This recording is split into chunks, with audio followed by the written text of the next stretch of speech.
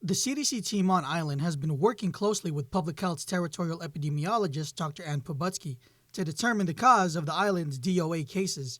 Public Health PIO, Janella Carrera. They were, of course, looking at all of our cases, not just the dead on arrival cases, but all the incident rates, comorbidity data.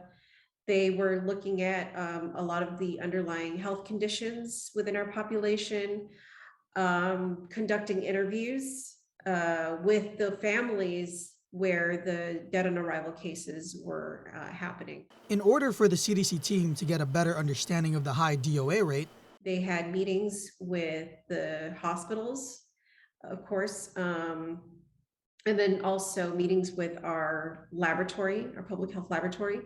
And then, of course, all the numbers that they were reviewing and then putting all of that together. So it's been a very busy, few weeks for them as they were here.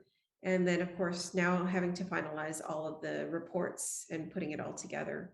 Carrera added that all the reports and data collected by the CDC team hasn't been finalized yet, but they are in their final stages of their investigation.